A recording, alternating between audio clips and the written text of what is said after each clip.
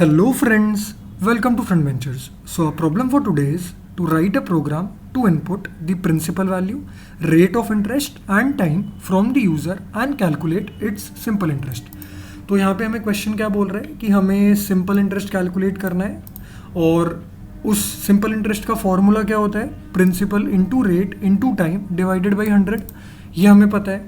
तो यहाँ पे जो वैल्यूज़ हमें नोन होने चाहिए सिंपल इंटरेस्ट कैलकुलेट करने के लिए वो होते हैं principal value, rate of interest और टाइम.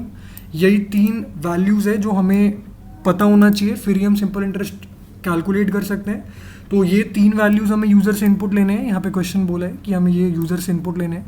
तो बस क्वेश्चन एकदम सिंपल होने वाला है. हम ये तीन वैल्यूज यूज़र से इनपुट ले लेंगे एंड बस उसको इस फॉर्मूला में इम्प्लीमेंट कर देंगे और यही फॉर्मूला हमारे कोड में लिख देंगे तो हमारा इंटरेस्ट अपने आप कैलकुलेट होकर आ जाएगा.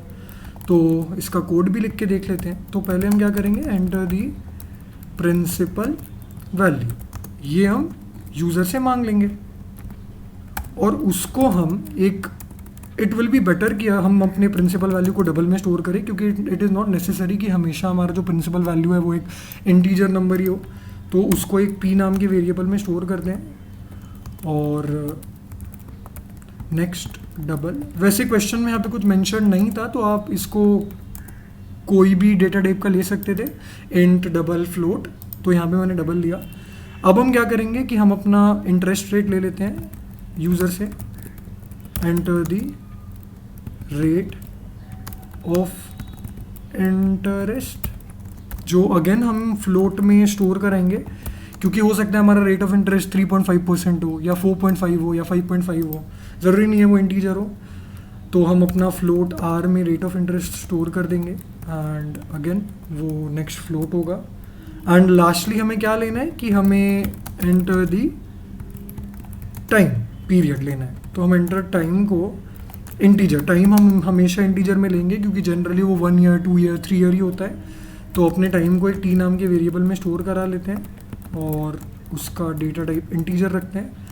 अब फाइनली हम क्या करेंगे, तो हमारा जो सिंपल इंटरेस्ट का फॉर्मूला है जो कि है p into r into t by 100, वो यहाँ पे लिख देंगे. अब जो हम वेरिएबल में स्टोर करेंगे इसके वैल्यू को, उसका डेटा टाइप क्या होना चाहिए, तो उसका डेटा टाइप डबल होना चाहिए. क्यों? क्योंकि यहाँ पे हम अपना प्रिंसिपल वैल्यू डबल में लिए हैं तो हो सकता है हमारा आंसर डेसिमल, कुछ डेसिमल पॉइंट्स में आए. तो इसीलिए हम डबल एस आई ले लेते हैं. उसमें हम क्या स्टोर करते हैं, अपना फॉर्मूला इम्प्लीमेंट कर देते हैं जो कि होने वाला है p into r into t whole divided by 100.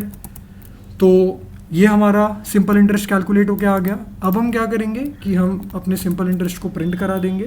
तो यहाँ पे हम क्या लिखेंगे कि जो हमारा ब्रेसेस के अंदर कि जो हमारा सिंपल इंटरेस्ट है that is equals two plus S I. तो काफ़ी सिंपल प्रॉब्लम था ये. हमने तीनों वैल्यूज़ जो कि इंटरेस्ट के फॉर्मूला में लगते हैं उसको यूज़र से ले लिया, प्रिंसिपल, रेट और टाइम, और एसआई का सिंपल सा फॉर्मूला लगा दिया. अब इसको रन करके भी देख लेते हैं कि हमारा कोड अच्छे से रन कर रहा है कि नहीं. ये तो अभी हम क्या करेंगे कि प्रिंसिपल वैल्यू लेट्स सपोज हम लेते हैं 3000. हम अपना रेट ऑफ इंटरेस्ट क्योंकि हमने फ्लोट में लिया ही है तो 2.5 दे देते हैं और टाइम दे देते हैं 3. तो हमारा इंटरेस्ट यहाँ पे आ गया 225. तो एक बार इसको कैलकुलेटर में भी कैलकुलेट करके देख लेते हैं एक बार, वेरीफाई करने के लिए कि हाँ हमारा आंसर सही है. तो फॉर्मूला में पुट करते हैं कि principal into 2.5, rate into time जो कि 3 है, तो ये डिवाइडेड बाई 100 करेंगे. तो हाँ अभी आंसर हमें क्लियरली दिख ही रहा था कि 225 आएगा और हाँ हमारा इंटरेस्ट जो है वो 225 आ गया. और ये 0.0 क्यों आया है, क्योंकि यहाँ पे हमने सिंपल इंटरेस्ट को डबल डेटा टाइप में स्टोर किया है. तो आई होप कि आपको ये सॉल्यूशन अच्छे से समझ आया होगा, ये क्वेश्चन अच्छे से समझ आया होगा rather. So thank you for watching this video.